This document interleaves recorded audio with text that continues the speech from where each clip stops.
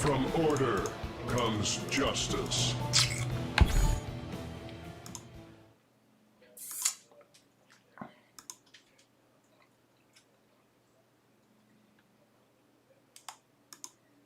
Sorry, folks. The video I'm working on about Blizzard being bought by Microsoft is still in the works and it's taking way longer than I thought it was.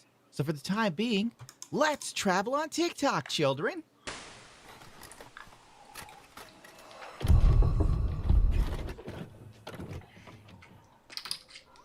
Rise of online influencers isn't shallow or insignificant. It's another attempt of humanity at filtering data. It's a big deal.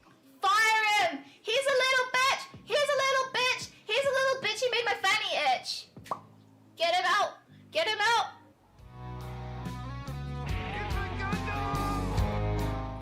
In the age of the depressing and repressive 2020s, everyone feels that they're magnificent, they're creative, they're amazing. They are the next big influencer.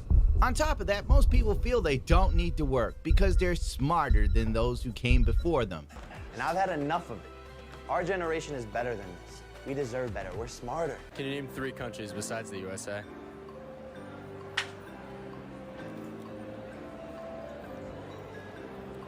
Wait, aren't countries in... No, wait, yeah? No. And nothing says smart like good investments. And you're sitting there and you're going, Gundam, where can I do good investments? Obviously, the answer is get all your investment advice from TikTok. That's what my ex-girlfriends do. Let's travel down to the metaverse, where dreams come true. Please get away from me. The airplane. Please get the hell away from me now. Dude, back off. Today, we're finding about deep-fried horses? Deified horse? I don't goddamn know what this is. But anyway, this girl, Cali Girl Crypto, is gonna tell you how you're gonna make billions of dollars on the metaverse. Just like the real world, the metaverse will have industries worth billions. And here's how you can make money by knowing this. Step 1 is to find a metaverse project that copies a real world industry, like horse racing. For this example, I chose this project called DeFi Horse. As we see that DeFi Horse has the best graphics out there. And further research shows that they even allow breeding. And this could allow you to own breeding horses worth a lot in the metaverse. Now that we know that DeFi Horse is the best option out there, we look at what the real... You know, no matter how the times change, girls always love horses. Even when it comes to ridiculous crypto horses that probably won't make you a billionaire, but if you're watching TikTok for crypto advice on stuff like this, you're probably never going to be rich or financially stable. You probably make very bad decisions, and this is one of them. Maybe she's just curious, but I don't trust her. Go away. Get away. Go away. Nice horse. Go away. Real world industry is worth. And horse racing is worth $3 billion. So this ticks all the boxes to be #1 in the metaverse. So follow these steps and you can get rich in the metaverse. Welcome to Calico Crypto. Like and follow from there. Titan has sent you to me, despite my protest. Oh, okay, so I work on my virtual horses, and I'll be worth $3 billion in no time. If we got all this going on in the metaverse, what are the odds of the Mafia making a comeback? Because that's what I would get into personally. Dude, don't steal my idea, okay? Whoever's out there, and they're like, yeah, it's a good idea. I'm gonna be a Mafia Don in the metaverse. It's mine. But anyway, you know, I would just be a Mafia Don. We like shake down Cali Girl Crypto for some horses of like crypto money, metaverse money. What is this? Whatever, we take it from her. Who's gonna stop us? The crypto police? They don't exist yet. This is my town. All right, calm down. I'm getting a little excited thinking about not making YouTube videos anymore and shaking women down. He's gonna stop. Don't worry, I'm gonna rob dudes too.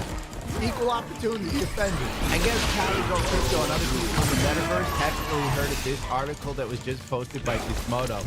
Meta's head of PR leaves company on fire. John Pennity, I probably got it wrong. Departure comes as metaverse struggles, which are several controversies in the wake of the Facebook paper. So things aren't going that great on the magical metaverse where everyone's gonna be rich riding around on horses made of flames. But what do I know? Maybe you don't want to mess with horses. Maybe you really like hot girls. Well, don't worry. The metaverse and NFTs got you covered here. Crypto girlfriend. She'll never say no.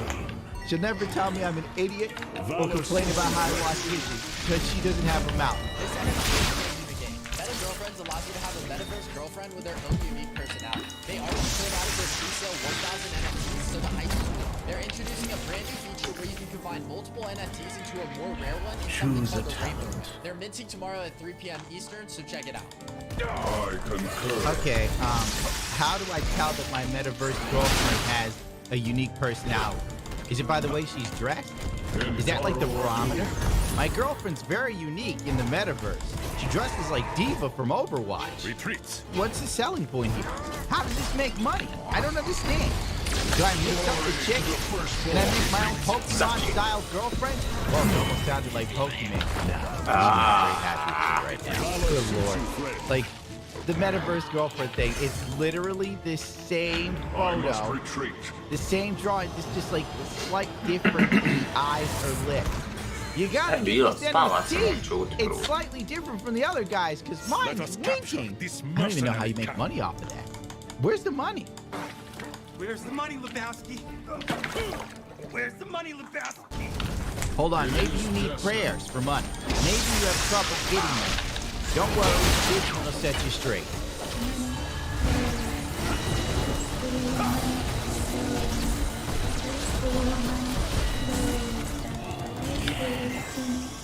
My magic flows through you can tell she's middle-aged. Guardians. She had to work toward it. Life probably didn't turn out the way she thought it would. But she believes in the higher power anyway. She's trusting the process. This is who she is. The universe will guide and deliver. And in order to get what she needs from the universe, she has to do something to help other people. So she makes stupid TikToks, hitting a tuning fork, and saying that money flows effortlessly while blessing you with said tuning fork. I would want to know why. You know, I would like to ask you, what inspired you this day when you just decided to give blessings? I guess it's a good thing I'm not married. If I was, God, my wife would leave for divorce. So I would literally go, what the fuck are you doing? Nancy! No, hey! See, you're not the man I married. The man I married had dreams. Well, I found out dreams cost money. Well, maybe you don't want an old woman blessing you with a tuning fork. Wait, it's numbers and letters. 52878C is the glow-up frequency. Okay, so it's Hertz. So you gotta get something to go up to that frequency. And what is a glow? I know you glow, but I see glow on Twitter. The Zoomers seem to like the phrase. Listening to this Hertz repairs DNA cells and brings increased amounts of love, intuition, and creative energy. Play this to boost your skin cells and to cleanse your space. So, if I play this frequency, my skin will be young, lush, and fresh yet again. It will also repair DNA cells. So, I don't know, could I like take this frequency and cure cancer with it?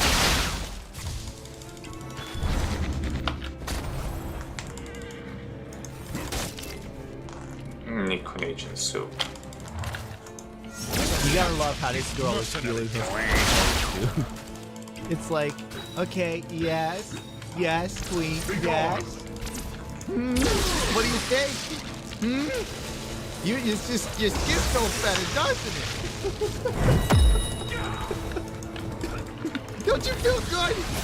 You feel your DNA being repaired? No, I feel my brain cells dying. I'm writing a book.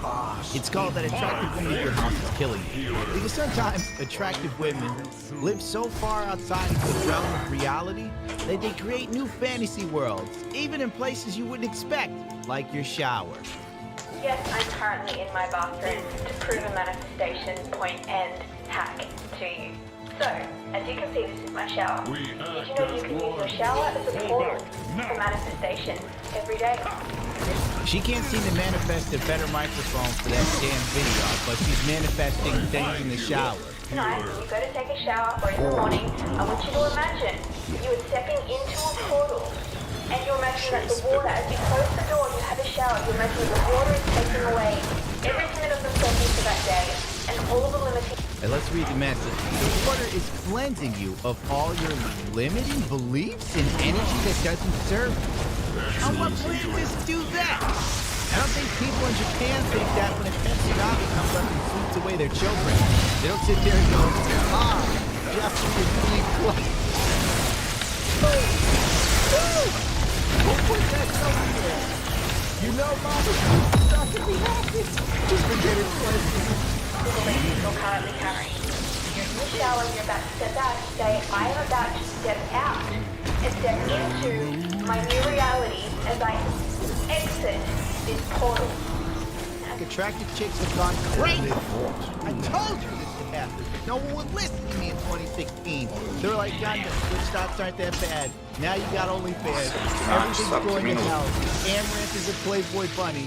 And cute chicks are now making videos trying to convince you and the rest of the world that going into your shower is a portal to escape all of your troubles and responsibilities. When you exit your shower, imagine you are entering a portal to your new life. And all your desires have shown up. Well, how does that work for someone living in a crack den? What if you don't have a shower? Do you do it in the rainwater or like a sewage ditch? I feel that this portal is very limiting. In fact, I find that this portal is only for privileged people. Because my shower is broken. The light doesn't work. The door is broken. Every day I step out to the new floor. The cat vomited on the floor. The tiles are coming up. And this bitch is telling me the mistake I made the whole time in every shower I've had was I didn't have brains enough to step out of my busted ass shower and say something like, I know something the universe has provided to me. These minute-long videos are literally like exposing yourself to gamma radiation. Except I don't turn into the Hulk. I turn into the Sulk.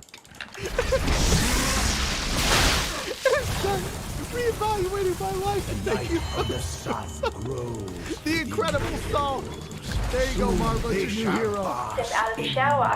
Thank the universe for this new reality that you have now just stepped into. Are you kidding? I now thank the universe for taking a shower. From now on, I'm gonna do this, and I bet my shower will magically fix itself. Water is also a very powerful element to use for manifestation. So have you manifesting in the shower? You're welcome. If I manifest thirst, I cure it with this bottle of water that I had to pay for from Poland Springs because the water out of the tap tastes like shit. Hit follow for more powerful tips on how to manifest your desires and shift your mindset. Jesus Christ, but I wonder what it's like to be an attractive woman because you live in a fairy tale all the time. Even her shower is a journey. Like, thank you, universe. I'm manifesting good things. I shouldn't be doing this. Rid their thoughts. Because my ex-girlfriend sends me this stuff, and then when I make videos making fun of this, she gets mad at me.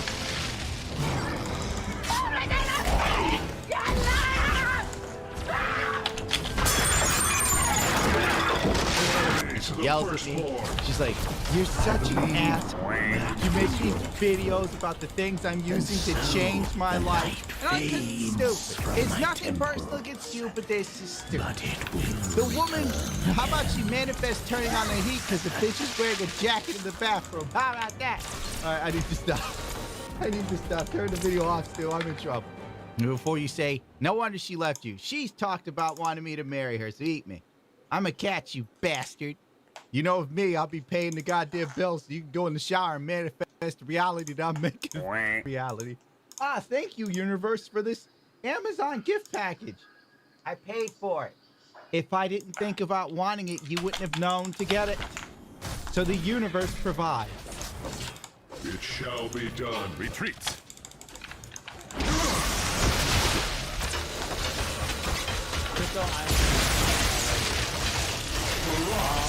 Today I wanted to give you some news on crypto lines. Everyone's favorite at the moment. Everyone's wild for the Island Boys. We will define there's the been some future. development. Now there is going to be a lot more content coming on this because we've had a mower, we've had an insider, sneak out my Discord server.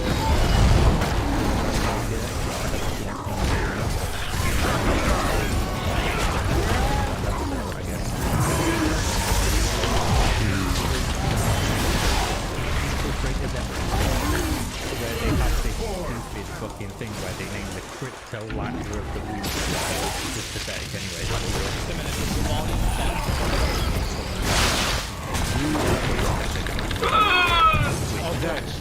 Let's not give Best Buy any ideas because that might actually be a thing. But they gave Vincent the crypto lander of the week. I'll just pull this up here right now because this shit's hilarious. Time to announce the crypto lander of the week. This week's crypto lander of the week goes to someone who's very helpful in chat. True. Bro, this is the thing. Like, look, an announcement like this gets 7 reactions. Bro, there's no shot that they have 12,000 people in their community. 7 out of 12,000 people. As well as the blockchain bar. The blockchain bar. It has a great attitude towards cryptoland.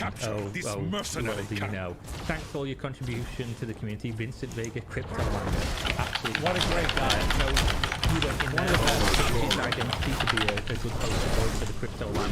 Crypto Island. Yeah, it's possible. He has basically been leaking a bunch of stuff, including, and this is actually gold, 1 hour 53-minute long video of an AMA that they have. I watched 20 minutes of this on the webs, and I immediately already had like 10 bullet points of stuff to talk about.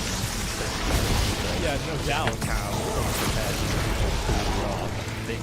This guy just doesn't let Helena speak. She likes to talk in a sentence, and he just cuts her off. Like every time on the 6 minutes of the video, he just doesn't let us speak. My man! And then they just contradict each other constantly, and then just say completely random shit. It's hilarious, but either way, we will be going through that. I'll probably post some, like chopped up version going through the big ones. Molly, of course, has been doing that on Twitter, and as you can see, there's a whole bunch of responses about this, where she's posted weird timestamps of what's been said. And what I wanted to bring you is 2 things. Somebody got in contact with the Crazy Frog. They had Crazy Frog playing the Oh, bro, like, you guys were Crazy Frog. We had the Crazy Frog. And I remember Cameron loved Crazy Frog, man. Holy fuck. Like, we would listen to and make the noises, yeah. Like, Axel F, that was it. That was the fucking song. And, like, he would play that fucking song, and he would just dome people in Halo 2, man. Just like, because I had a stereo right next to the fucking TV, and he would put that shit on, and fucking go hard.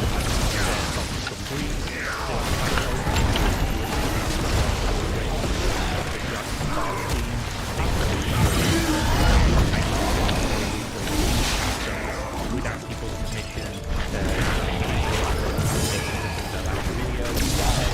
the whole bunch of music and things like that. And then uploading video to YouTube. Well, if you go on the YouTube channel, you can't find any videos because they themselves are the DMCA by the fucking Crazy Frog people. There's a time when Crazy Frog came out and... What the fuck? I love DMCA now. Bro, guys, I love DMCA now. Dude, this is awesome. I didn't even know that. Holy shit. This changes everything. Yeah, exactly. The stop clock is right towards it. So many years ago, you tried to talk about Crazy Frog. Taking one to the tune was absolutely packed with stuff. Yeah. Crazy Frog.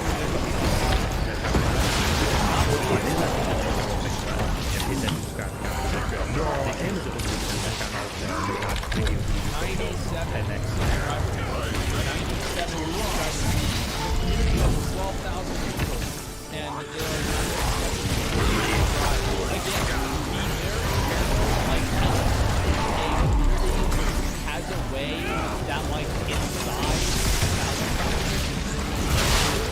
that the size that they tell you the community is probably not true. Witness date tomorrow. It's the first video planning. And this is their official channel. This is now. So I do just find that hilarious. There has been an article circulating, and I want to find a few points and show what the Cryptoland people said about this. So the Guardian reported this: Cryptoland runs aground as $12 million bid to buy Fiji Island for resort falls through. Now, what this big surprise shows is that they could no longer buy the island, which is not necessarily true. What it means is they had an agreement in place to buy the island for a set amount of money, and this agreement expired. They had the choice to renew it and keep it going for another couple of months, but the person who was selling the island wanted a retainer fee basically to keep the agreement up. And what the Cryptoland people are saying is that there's no point doing that because nobody's going to buy the island anyway. It's been on sale for multiple years. So what they say is right now the purchase agreement is until December 17th, but we had a conversation with sellers on the island and they said they would extend it for a few more months. We need to discuss that still. This is from November. If we get some more investors, which spoiler alert, this is also discussed in this AMA that we're going to go over. They haven't got any new investors, which is they've got one investor, and that is somebody who literally works with them, the Kyle Chasse guy or whatever the fuck his name is. The dude who looks like if you woke up and you had sleep paralysis, he'd be the demon sitting on your chest with bitcoins in his hands or some shit. The island has been for sale for many years. No one's going to buy it right now, even if the contract expires. If somehow someone was to buy the island, we would find another one. There are some. Or we could rebuy it from the new owner, maybe. The island is going to be for Cryptoland. We know the market for islands like this is very... Oh my god. This is just... It's just so ridiculous.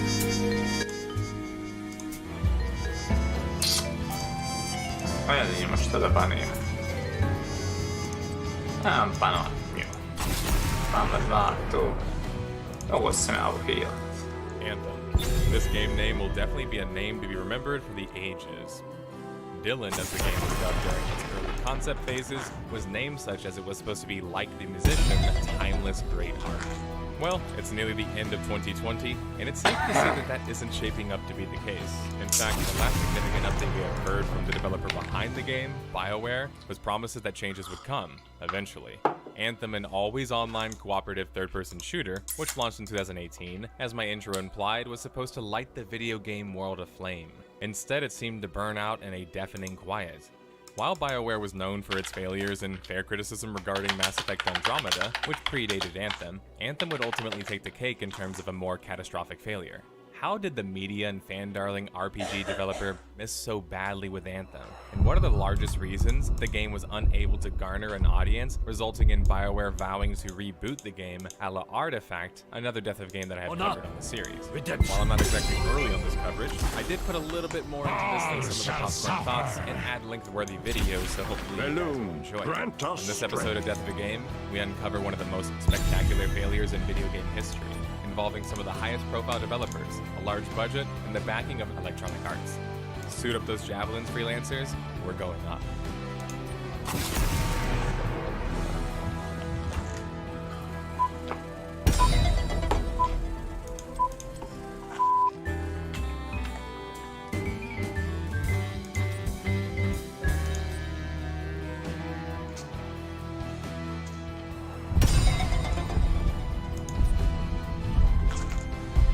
Dedicate multiple videos to explain the legacy and impact of a little studio from Edmonton, Alberta, Canada, that grew to such epic proportions its name became synonymous with RPG.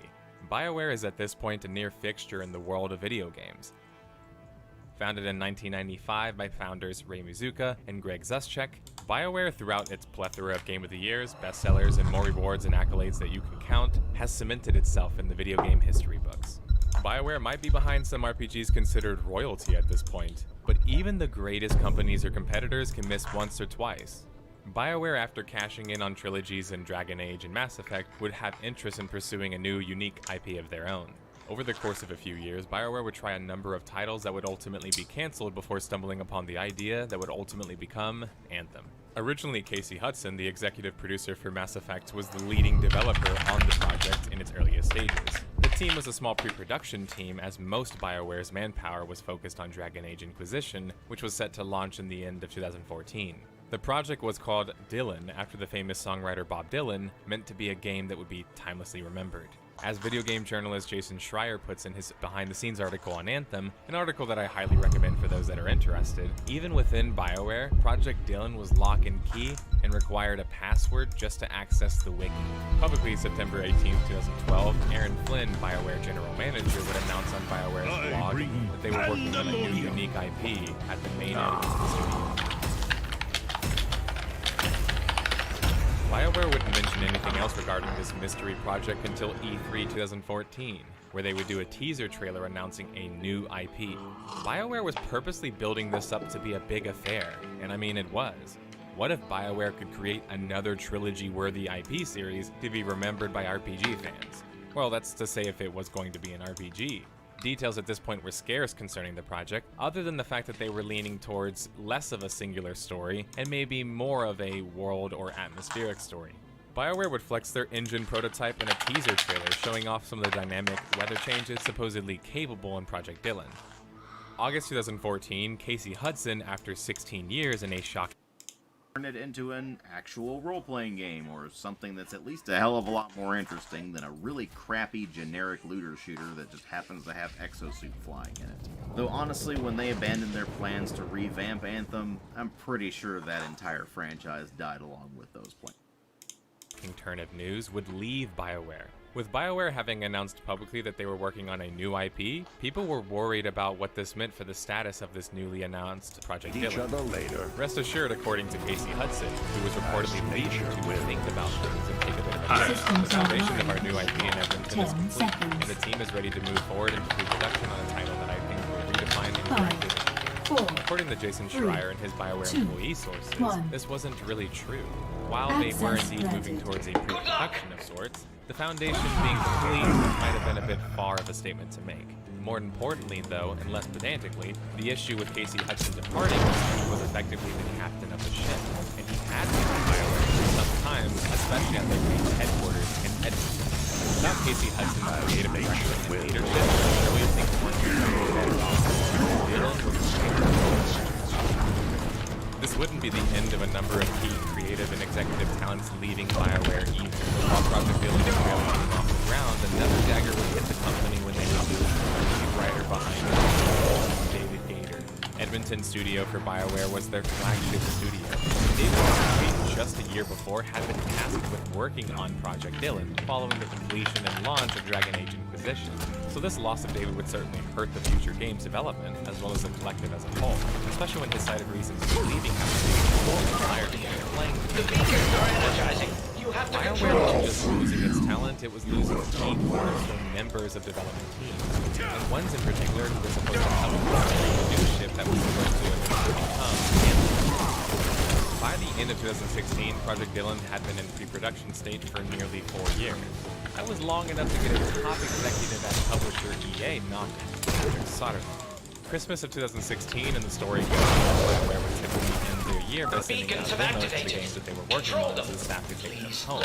Patrick himself played this rough demo, which had at this point of development the pivotal flying feature that we all kind of recognize as being one of the marquee aspects of what we do. Patrick, according to the reports, stated it was according to employee testimony anonymously, Patrick specifically was not pleased with the graphics of the game, saying that this is not what you had promised in the game. Following the Facebook meeting, Sutherland would get BioWare Edmonton of the Swedish-like studio behind Frostbite, which BioWare was using now to ease development. This was a new directive pushed forth by Patrick Sutherland himself.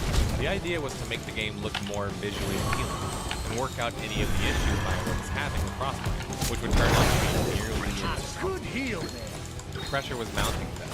The team was now tasked with putting together a demo in 6 weeks to try to impress the audience. Timing was crucial because 2017 was supposed to be the year that BioWare would launch Mass Effect Andromeda, and very likely they would follow it up with a new IP launch as well. Patrick Sutherland would yet again travel test. Early 2017 to check on the updated progress on what would become a name beyond going forward. The demo Project would observe was hastily put together, but the graphics and visual clarity was greatly improved. This was enough to impress Patrick after seeing a 30-second flight liftoff sequence rendered in the game's engine. It wasn't a game yet, and the demo was maybe a bit too far considering much of what was featured in it was not ultimately reflective of what would be revealed later and then released ultimately at launch, but the cock percentage seemingly shows stopping now. BioWare's Montreal studio released Mass Effect Andromeda on March 21st, 2017. While I won't dedicate too much time in this video to talk about that game, there are plenty of videos that explain the kerfuffle of the game that was Mass Effect Andromeda. My face is tired from dealing with everything. I do still have to acknowledge that Mass Effect Andromeda's poor launch and their poor reception meant that Beyond now was going to need to wow critics even more, but more importantly, wow the shareholders. With Mass Effect Andromeda's launch bombing for BioWare, the spotlight was shifting to Beyond. So was the development team. Montreal studio would be shuttered following the lackluster title shift, but Edmonton would receive publishing from the BioWare studio, an unlikely studio. BioWare Austin, which was behind Sword 4, Mass Effect 3, and Mass Effect Andromeda's multiplayer, had experiences with online titles, including an online-only title in Sword 4. This was important for Beyond because the game was shaping up to be a cooperative, always-online third-person shooter. Cue the comparisons to Destiny, a looter shooter created by Bungie of Halo fame, which shared many similarities. There wasn't real evidence early on of what the goal was necessarily with the game, though. It seemed as if development evolved things just to start to become more and more like Destiny over time, which could be due to a lack of direction or a desire to mimic certain aspects of Destiny, which is kind of like I think the difference, well at least point one the difference originally, was supposed to be well Beyond had more of a narrative focus, and Destiny was more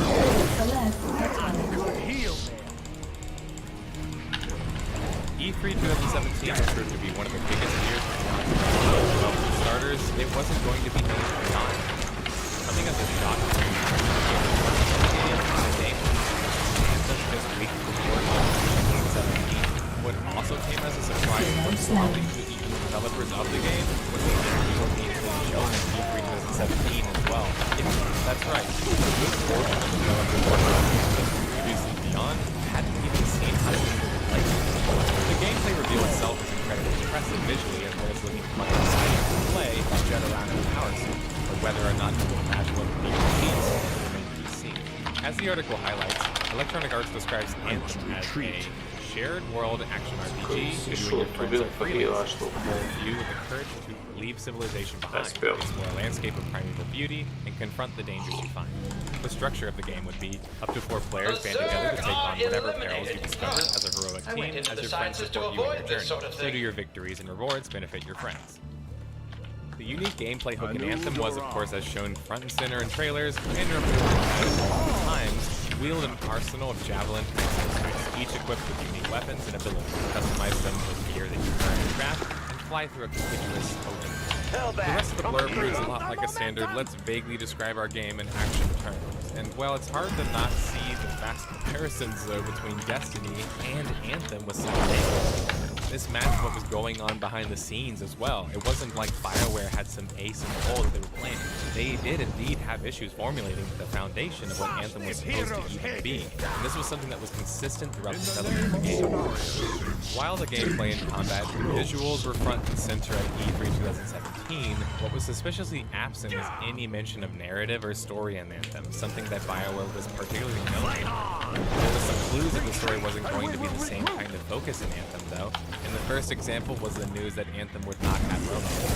Nearly every BioWare game up to that point had romance. Being a big fan of it myself, this news was quite shocking for many of us BioWare fans.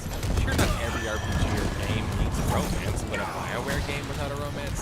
While we can speculate endlessly why, I think it's better to save this for a revisit later in the video. Whatever the problems were with the narrative concerning Anthem, BioWare was throwing around some serious weight when they announced a few days after E3 that true completion, which were running Mass Effect 1 and 2 things, working on the project. Looks like the beacons are reactivating. BioWare, Eric Flynn, following the failure of Mass Effect Andromeda, would exit the company after 17 years, which would result in a crazy turn of events that would end up in Casey Hudson rejoining the company of BioWare as a general manager this time, in charge of basically cleaning up the mess. Casey Hudson had been doing work at Microsoft. There wasn't much choice for me signing for the team behind Anthem. but BioWare. Casey might have been the father of Anthem to a certain extent, but he was going to have bigger issues than just one game not doing well, as they were planning on doing Dragon Age 4 behind the scenes, what would later become well. Anthem wasn't the only thing kind of the fate of the there might not be another online game covered on my channel one so small as Anthem. As you see, 2017, Corey Gaston, the lead designer working on Anthem, is also responsible largely for the combat and Mass Effect series, passed away. Anthem, one after the other, was losing key developers. The worst of all, BioWare was losing core creative talent as well. October 2017, yet another key profile departure when the creative director behind Dragon Age, Mike Laidlaw, would leave BioWare after 14 years. I have to reiterate, Anthem wasn't the only game here. BioWare in general was working on another Dragon Age title and losing the creative director of the franchise was certainly not a good thing. The idea here is that while Anthem is most certainly negatively affected by the turmoil going on in BioWare, it's sort of the least of the problem. The company itself was seemingly in jeopardy from a string of failures and a loss of true talent. Somehow amidst all of the upheaval at BioWare, top of litany of other developmental issues behind Anthem was supposed to launch in 2018. EA would announce January 2018 that they would be pushing the release back to 2018 instead, but professed that it wasn't a delay. It was a scheduling delay, right? Delay or not, BioWare was doubling down on Anthem. EA mode of gobbling up what remained of BioWare money now, according to Kotaku, they were now focusing all of the development power on Anthem. This could prove to be the key work that Anthem needed to push past the finish line. But there are already questions of what would that game look like if they did, and do they even want a hobbling online title to launch just so? EA isn't known to cancel such high-profile projects so late in development at this point. BioWare had their date likely picked out for them, and there was no pushing it back any further. To be fair, BioWare had been working on Anthem in some capacity for nearly 6 years now.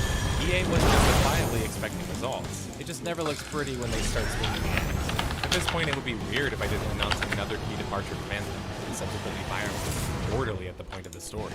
This time, it was a dagger that couldn't be exactly ignored, but twice.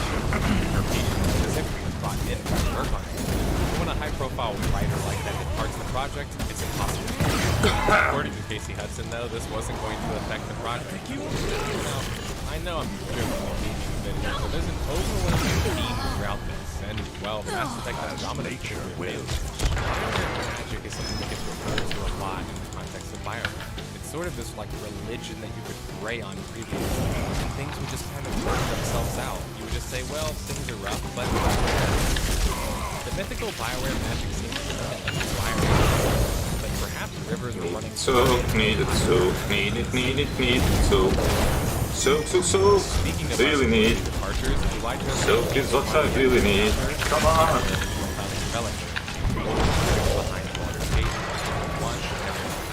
And SWTOR, who worked with the company for 20 years. James Olin on top of being another key developer. BioWare was also involved in Anthem's development to a lesser extent, working as a narrative director for the game for 6 months during the game's development, before handing it over to Anthem seemed like a ship that was slowly sinking. While some people stayed around long enough to try and plug the holes, others were just jumping overboard and deciding to go in the water level themselves. BioWare would try to release more story details concerning Anthem.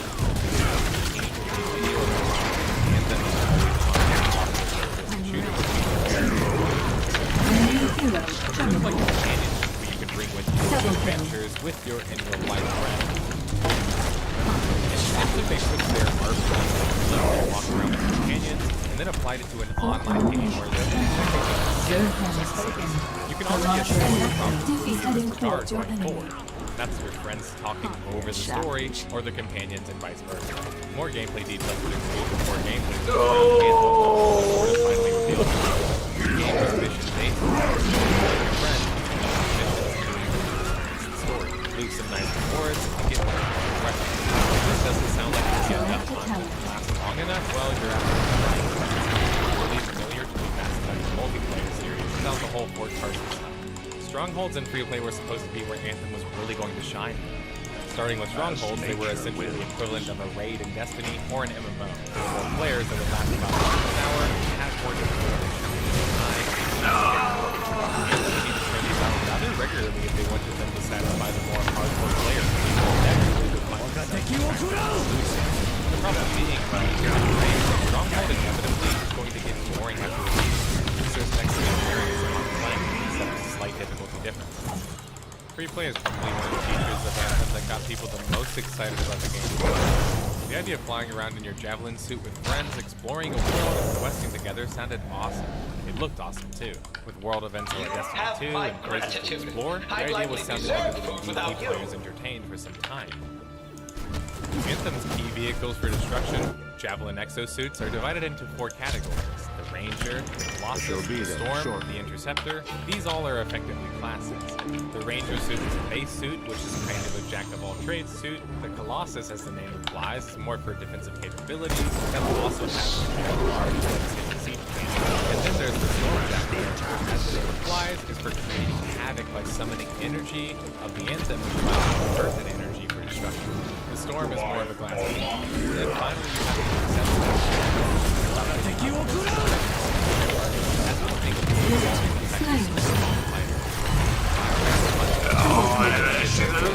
for the first time during a series of demos. How much feedback at this point was questionable being so close to a full launch, but if anything, it was better than anything. The first demo weekend was a disaster, giving some players a band issues and many more. This was a month before Anthem was what was actually designed as being a VIP access kind of demo, looking more and feeling like a early closed beta. But BioWare was reassuring fans that despite the rocky demo weekend, things were stabilizing.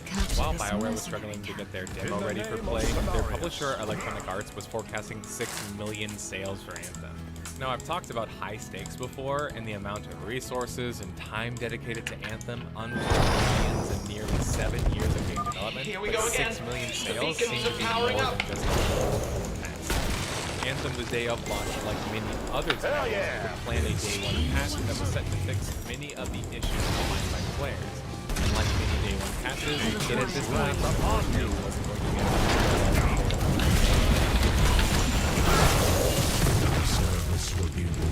After 7 years of rocky development and the passing of the reins back and forth more akin to the potato, Anthem would finally launch in February 22nd. This was BioWare's chance to get it out of the market, and they were going to have to do to satisfy the company itself. Medics took the acquisition website, sitting at the lowest 59 out of 100 out of 76 critics.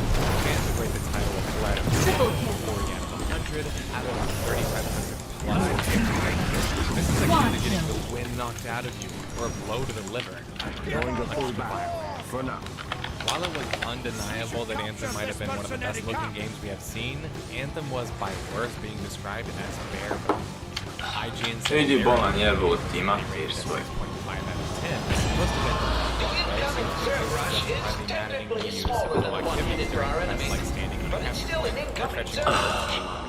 This repetitive structure makes up the vast majority of the gameplay and the story. It's called the critical path. Both agent quests and context seriously formulaic.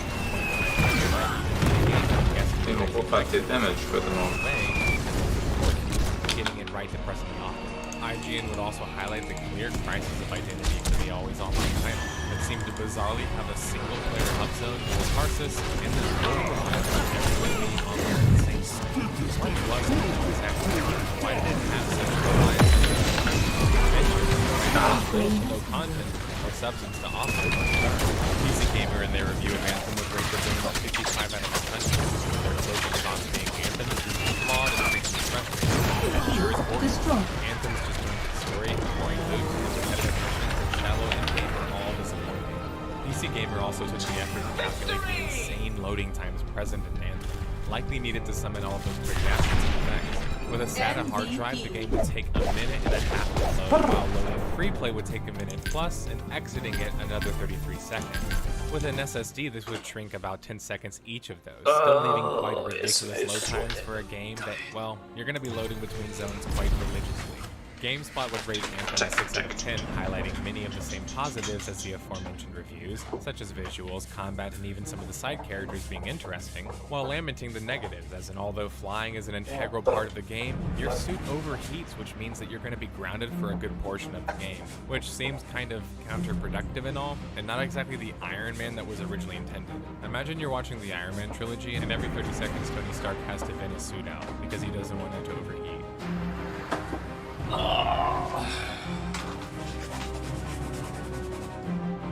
What positive Anthem has, no matter how shiny or not, quickly fade away when you realize how tedious the game plays. You need separate screens and free play to pick your loadout, and there's only 4 javelins, which isn't enough variety alongside a repetitive mission structure to keep people playing. With only 3 strongholds being at launch and one of them basically being a story reskin, the endgame in Anthem, simply put, wasn't appearing to have enough to keep even moderate players of the game merely weeks after launch.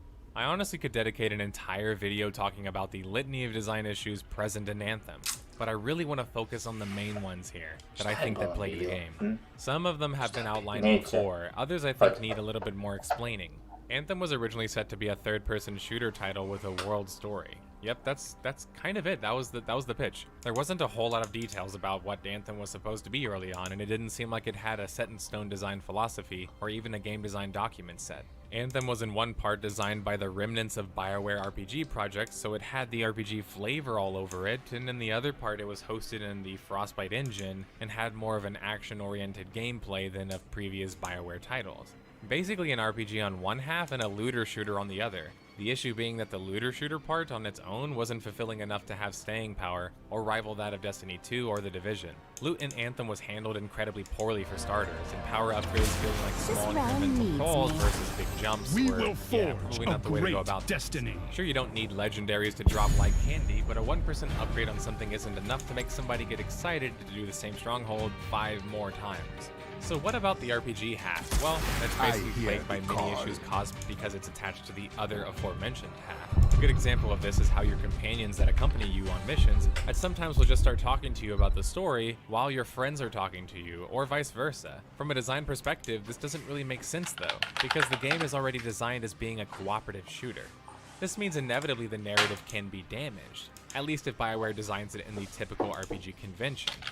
I think had they learned from BioWare Austin and their experiences on SWTOR, they would have been better prepared here. Because SWTOR has a system where, when a companion has a mission or dialogue with you, it's more so done in private, while any story missions or dialogue is sectioned away from the actual gameplay portion of the game. Simply put, when it's time to pew-pew, there's no talking going on.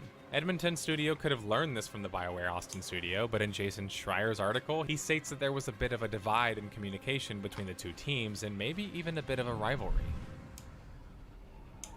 Indeed. Following the poor reception for Anthem, EA would brag about them making $100 million in digital revenue, which comes across like, trust us guys, it wasn't that light, but they were right. The sales were pretty good all things considered, which boded well for the game going forward, because if it failed to even just get an audience early on, there was probably next to no chance it was ever going to get a reboot.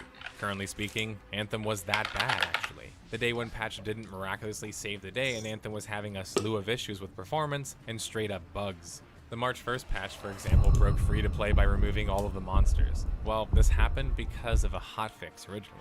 A Reddit user would then point out in March that a starter weapon bizarrely was apparently the most powerful weapon, and he had the maths to prove it. These are just a couple of the high-profile issues that were plaguing the game at launch. BioWare would finally unveil their roadmap and plan for future post-launch content sometime in 2019, with details for one of the biggest parts of that being Cataclysm, which was supposed to be an event that lasted 8 weeks long and included new loot, locations, missions, and more. Not much later though, BioWare would announce the delay of said event. But that wouldn't stop there. While developers can fall short on a roadmap promises, that can't be necessarily the worst thing ever either, right? Sometimes you're just late on something, sometimes you have a good reason to delay something. Well, BioWare just straight decided you can't miss a deadline if you just literally get rid of the deadline. The detective in me says this is for legal reasons and a negative thing overall, but writer Paul Tassi at Forbes has a compelling argument for stating maybe it's kind of for the better. The roadmap itself wasn't really a roadmap to start with. It was more of like a "this is what we want to do" map. The plans didn't really seem all too concrete, and not much details were shown at all concerning what the new axe or cataclysm would even entail. Anthem, like the Javelin exosuits you flew in, was running out of fuel, or in this case, overheating. It seemed to draw on an early metaphor from development on Anthem, and that was the game was having issues staying in flight. Electronic Arts CEO Andrew Wilson would throw his thoughts into the fold June of 2019 in an exclusive interview he did with Game Daily Biz, where he explained the learning process for BioWare and EA and how they approached video game development, as well as talking about the recent failures of Anthem. Although I didn't expect to find much useful in this interview because corporate speakers nearly always have a whole lot of nothing to say, no offense, I did want to comment on something that he said in particular. Intellectual property lives for generations, and runs in these 7 to 10 year cycles. So if I think about Anthem on a 7 to 10 year cycle, it may not have had the start that many of us wanted, including our players. I feel like the team is really going to get there with something special and something great, because they've demonstrated that they can. Now this might seem inconsequential, and maybe I'm just picking on a little bit of the corporatism here, but my issue is that making assumptions that things can be good because they were good in the past is, well, fallacious. Especially when the development surrounding the game from the start is rocky. When Andrew thinks about generations, and he's right, they do, but not the ones that fail, right? Which is kind of the whole problem we're having here, right? Anthem's much anticipated Cataclysm event, the event that many Anthem fans at this point were expecting to see in the game, would finally launch August 14th. Now the Cataclysm, which I will do my best to explain because it frankly isn't ever properly explained, is sort of a dynamic small event leaderboard. The purpose is to go out in the free play world, find these cataclysmic events, bosses, and monthly rewards, which will continue over the course of weeks, sort of like one giant season. Now the idea in theory is cool, but ultimately execution seems to be more than who has the highest score, rinse and repeat gameplay mode, which sadly was more of the same already. Still, the new cosmetics and content in general is much needed and appreciated by the fan base. If Cataclysm was supposed to be the ace in the hole for BioWare, it wasn't proving to wow anybody just yet. Especially not when The Division and Destiny 2 had much better story and content options. BioWare was going to have to do more than just a few new cosmetics and a content update to satisfy the horde of BioWare loyals eager to gobble up the next content slice. October 17th, 2019, and Anthem introduced a surprise event seemingly looking to solve this problem as well as have the seasonal events that take place as the more details, however. Most of the content was reused and reskinned from Cataclysm anyway. Anthem was desperately starved for content. Rumors would already begin circling the web November 15th, 2019, Kotaku would publish an article stating that stories involved with BioWare, a complete overhaul was planned for Anthem. This was something that the game desperately needed. Anthem would have its Christmas event 2019 as well, marking the last seasonal update we have seen in the game so far. But other than that, it was noticeably quiet for the barely launched project Bob Dylan level shooter ending in 2019, which wasn't what the fan base wanted at the time. Strike with great vengeance! Although rumors were around on a big reboot with plans, they wouldn't become verified until in a not-so-surprising but shocking nonetheless moment, Casey Hudson on February 1st, 2020 would confirm there was indeed a reboot update. He would go on to state that Anthem needs a more satisfying loot experience, better long-term progression, and a more fulfilling endgame. So we recognize that there's still more fundamental work to be done to bring up the full potential of the experience, and it will require a more substantial reinvention than an update or expansion. 1 year after the game launched, and they would go back to the drawing board to try and fix the problems and relaunch it the way they did. Where I get a bit peeved about this whole thing. Yeah, I use peeved, by the way, because it's a great word to use when you want to feel anger or disdain for something. But I get peeved when people start to compare Anthem to Final Fantasy XIV, saying, well, that Final Fantasy XIV was able to have a crazy reboot that brought the game back to the That means that Anthem can too, right? First, we have to look at the Western developers versus Eastern developers. When Final Fantasy XIV came out, Square Enix had this dev team without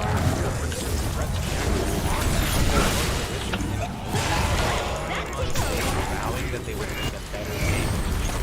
Then they opened up dialogue in the forum, dev talks, letters, and much more communication so they could get proper feedback in channels on what the problem was regarding so that 2.0 could be much better. With Anthem, we didn't really get to see that following their announcement of the planned reboot. If anything, they immediately went back on walking, which is not what your audience wants from you, especially when you draw comparisons between Final Fantasy XIV and Anthem. While people were expecting Anthem to be the great Phoenix rising from the ashes story, it wasn't really seeming to be the case. Why not? There's something to be said about the culture of BioWare changing after their acquisition by Electronic Arts and the loss of many of their core members. Drew Karpyshyn, who had recently left BioWare and working on Anthem, had some thoughts about the direction of BioWare and the reason for it. It was a dream job, talented people working together to create epic games like Baldur's Gate, KOTOR, Mass Effect, and Dragon Age. But as we grew and became more successful, things changed. We became more corporate. We were less able to make what we love, and pushed to create games based on instincts and passions. Could that have been the problem with Anthem? It was pushed by the EA executive to being a gorgeous title, which has its perks, surely, but trying to create content with all the big assets. According to a games industry article of May of 2020, BioWare Austin studio director Christian Daly stated that Anthem which was actually better because it gave them more agility having less people. Acknowledging the team being small, Daly seemed to state confidently that they were still dedicated to making Anthem a better game regardless. Christian then used that damn Final Fantasy XIV comparison I mentioned, all the while refusing to divulge any serious details about the process or the game, which kind of contradicts the whole idea of what we can do it. Square Enix knew they had egg on their face, right? So the saying says, and they addressed it face to face with their audience. EA BioWare was trying to shield themselves from blame and negative publicity surrounding it, and seemingly not opening enough channels for communication with their audience or following up on it. BioWare would let a little bit of information out about the reboot in July 2020, though at this point this is kind of just more art than worked on. Not anything that Final Fantasy XIV so far. They covered actually on a few days later, and they released more details of the blog post with specific focus on fixing loot, reliability, and loot rarities having strategic value throughout progression, which all seems to have changed. In regards to how loot would be explained in the menu, well, it's impossible not to see the Destiny influence. I don't know if running towards Destiny was the play here at this point, but it's not a bad idea to copy what works. The most recent update as of November 2020 regarding Anthem is the Javelin gameplay and builds update. It fully fleshes out the builds and customizability with each of the Javelins. Now Javelins would have access to multiple specs and artifacts of their choosing. BioWare is considering doing more power progression as well to grow more powerful and exosuits, but according to their blog, these are early thoughts. At this point, is the incremental approach really going to work here?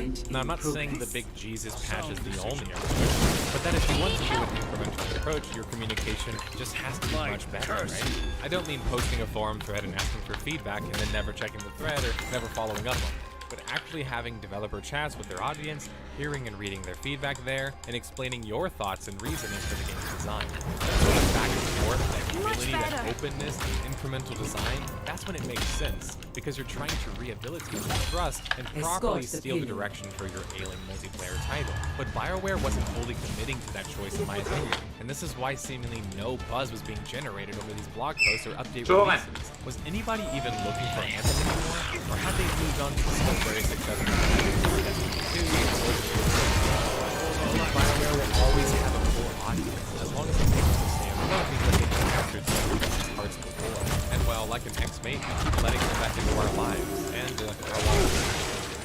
We reached the end of our timeline, but the mystery still isn't solved. The fact that no some Anthem players or those who follow the story are seething when they're watching this. How could you not even mention Frostbite, Anthem's engine? Fair point, but I confess I did that intentionally because I didn't want the engine narrative to impact the story too much. I find that engines can be used as a scapegoat by players and developers alike. And in the case of Anthem, although Frostbite was a serious issue, as I will now detail further, the game had a litany of other issues I wanted to cover as well. Frostbite has been a thorn in many projects aside when EA executives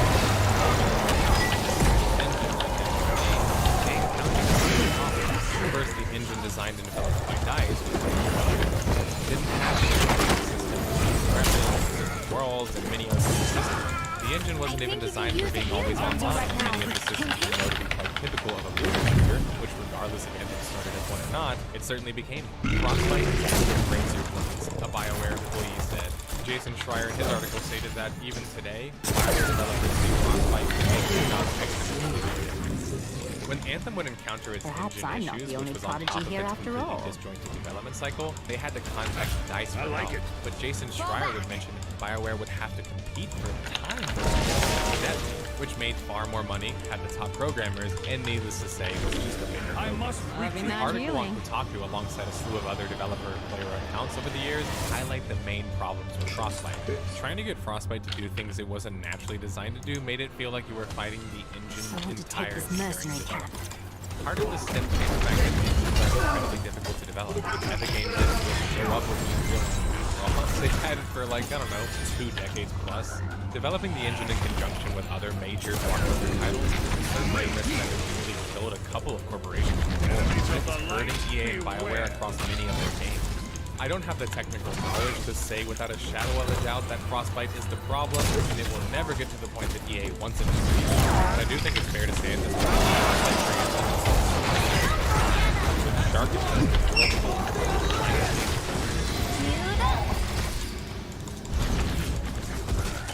that music means we've finally reached the end of our journey.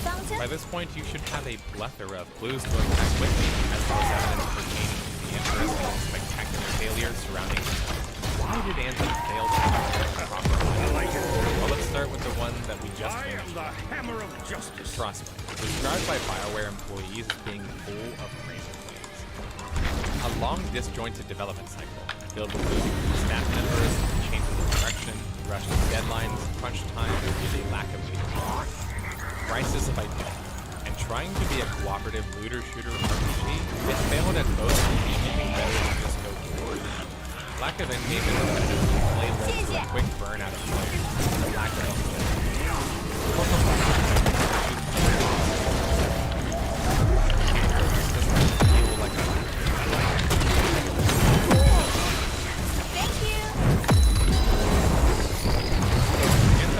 one of the more interesting titles we have covered on the series, with probably one of the highest profile failures. Now, Anthem might not have been taken out to the woods yet.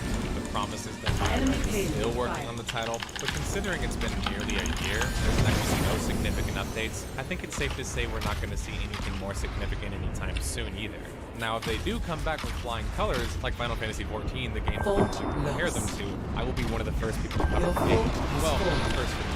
You know, detectives arrive late to these sorts of things, and clues take time to gather, and the lessons to be learned with Anthem are immense. You could write a course on game development with Anthem as a centerpiece. There's so many things that went wrong. It's a wonderful game. I'm worried at this point. Whether Anthem comes back or not, there's just low expectations. But with BioWare, although they've lost much of their top talent, they still are BioWare. They still have these IPs we love with some of the talent behind them. Will BioWare get out of this slump they have found themselves in, though? A company at one point that was thought to do no wrong? Only time will tell, detectives. Thanks for watching, guys. Yes! Victory is near.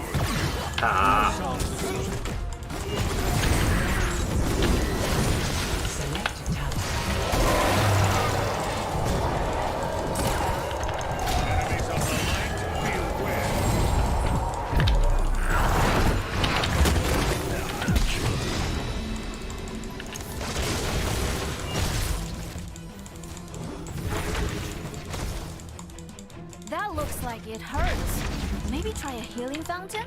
I'm going to pull back for now.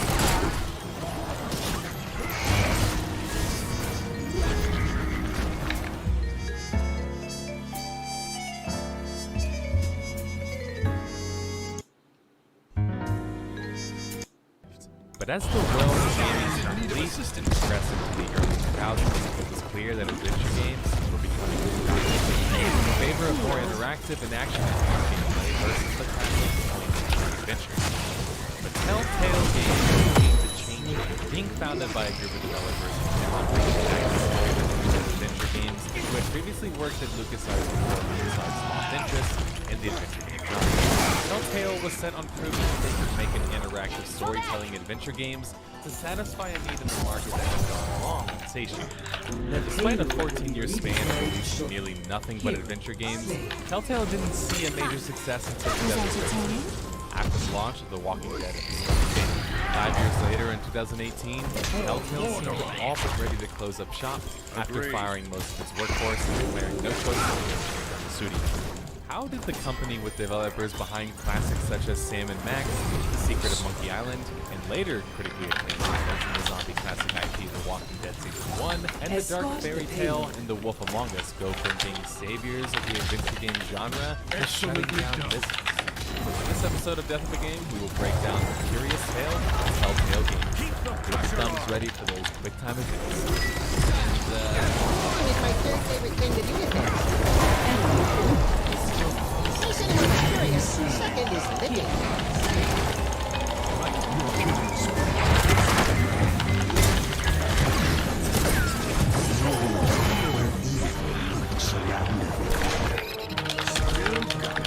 Where villains rule the streets with impunity. And hope is a four-letter word. A mighty force for justice will build. Commissioner, how's the rash? This shift in focus was in large part due to their Star Wars games reaching great success. As expected, along with the cancellation came many layoffs of the staff working on the games. LucasArts' GM at the time had this to say about the affair. After careful evaluation of current marketplace realities and underlying economic considerations, we decided that this was not the appropriate time to launch a graphic adventure on the PC. So the team, led by Dan Connors, Kevin Bruner, and Troy Moorlander, would strike out and form the new game studio, Telltale Games. And many of the previously fired devs and writers who had worked on previous Sam & Max projects would also join them. But although the newly minted Telltale Games studio had their eyes set on making more Sam & Max projects, it was proving difficult to acquire the rights from LucasArts, their former employer. The first thing on the docket for Telltale was developing their own proprietary studio. This would allow them to create a system of production to allow them to tackle the sort of adventure game titles from established IPs that they wanted. That is what was explained in the article on their information. No details were included as to what other IPs they were referring to, besides what was obviously speculated in Sam & Max. In an attempt to flex the muscles of their newly minted Telltale engine, that's mouthful, Telltale created their first game, Telltale Texas Hold'em, in February of 2005. The game on the surface is a simple test game showing off their new engine. But below all that, you have the character Boris Krinkle, who looks much like a character from Sam & Max. But due to Telltale not having the license, they couldn't actually include the character from Sam & Max. But this clearly showed that they were positioning themselves to make a Sam & Max game. Yeah, marinate on that for a while. And their efforts were rewarded. Steve Purcell, the creator of the franchise, was not pleased with LucasArts' repeated denials on making another game. Lucas truly had no interest in the IP anymore, due to their abandonment of the adventure game genre. Later that same year, Steve Purcell allowed for the rights to Sam & Max to expire, and immediately went to Telltale Games Studios, with the rights of the cult classic Sam & Max in the hands of passionate developers Brendan Q. Ferguson, Dave Grossman, and Steve Purcell, who also helped with design. Dave Grossman was a longtime LucasArts developer who jumped ship with Telltale. He had credits working on and writing for adventure game genre classics such as The Secret of Monkey Island. Brendan Ferguson was a programmer on the Star Wars Obi-Wan project and would later prove to be just as talented. Get out of there! Telltale Game Studios had already been working on their first adventure game before getting Sam & Max, based on a comic series titled Bone by Jeff Smith. The old gray bear ain't what she used to be many long years ago. It was supposed to be on this game that Telltale would unveil their first title to adhere to their grand idea of episodic releases, a game model that they both founded and pioneered. These episodic releases would be digital only, saving them the need of a publisher or distributor, as well as the money, and allow Telltale to tell stories, these tongue twisters, and react to critic and player feedback preemptively in certain cases, allowing for more freedom to storytelling. It would also allow Telltale to afford to create more games while still remaining an independent company. But oddly enough, Telltale Games never really finished Bone. After launching 2 episodes to a lukewarm response, Telltale Games never returned to the project to complete it. But being a self-published company, aka no big suit publisher to answer to, meant that Telltale Games had to do contracts just simply to pay the bills. This explains the next 5 years that they kept putting out CSI projects that probably nobody remembers. But I do, actually. I remember seeing them in the value bins at my local game store. But I can't blame a private contractor essentially being contracted to make mostly formulaic games, as well they were getting good at doing such, and it was paying well. Our ally requires help. But with the creator of Sam & Max giving them their blessing, and that being the game that Telltale personally wanted to release the most, it was shaping up for a homecoming of sorts, a revival. The Sam & Max franchise spanned back to the late 80s, where Steve Purcell both wrote and drew them in a comic series titled Sam & Max Freelance Police. Yep, the same name of the later canceled video game that kind of started Telltale's adventure. How fitting. Fans of the franchise might have not reached the mainstream numbers of success, but over 90,000 fans were willing to sign a petition after LucasArts had canceled Sam & Max Freelance Police a few years back. That surely proved that the Sam & Max fan base was not only dedicated, but resilient. And this was a perfect opportunity for Telltale Games to deliver. The Sam & Max franchise was one that followed, well, Sam & Max, two anthropomorphics who were also both freelance detectives. Sam, the large and enthusiastic dog sidekick, is the brain of the operation, but only barely. If these findings are true, then that would mean it's scientifically impossible for Max and me to exist. Oh, no, wait, I was reading it wrong. Whereas Max was the near psychotic bunny who preferred violence and chaos to solve mysteries. He'll overwork his brain so much that it catches fire and explodes. Oh, I have got to see that. The overall tone of the series was like an earlier South Park of sorts. It parodied American pop culture and was full of absurd characters and even absurder plots. Your keep has been destroyed. Justice has Sam & Max Saved the World, aka Sam & Max Season 1, the first Sam & Max title to launch in more than 10 years, launched in October of 2006. Holy jumping saints aplenty riding sidewise on a candy pink fat boy. We're on our way, Commissioner. The title was at the time Telltale Games' most successful title. Consecutive episodes came out over the span of the next 6 months. Not only did the title manage to score an 80 out of 100 scores on aggregate gaming review websites such as Game Rankings and Metacritic, they were certainly doing well enough with the fans of the previous games at March. Steam also had quite the favorable scores for the title. Critics and fans alike were in love with the humor, the soundtrack, and the art style present in the game, as well as the easy-to-use interface, which for an adventure game is pretty important. The game played similarly to old point-and-click adventures, but puzzles were done a bit more simple. Lead designer behind Sam & Max Saved the World, Dave Grossman, had this to say about their successful launch. Sam & Max had a very strong, devoted, and peculiar fan base. Both the copies of the game have that, and that's actually pretty good for us. We work small enough that we don't even have to license as the biggest movie of the year because we're spending $20 million on a game, so everybody in the world has to buy it in order to do it. If we kind of just have a small, devoted fan base, we can make something that's kind of more personal and fun. Telltale for the time was, as Dave said, quite lean. According to their VP of Marketing, Steve Allison, Telltale only needed to sell 100,000 copies at a price of $30 to be profitable. And apparently at the time, and for the next couple of years, they would at least average double that. What also quietly happened that year was Telltale closing $6 million in funding from various investors. Clearly, they weren't satisfied with just precursory success. Да, sad je vrijeme,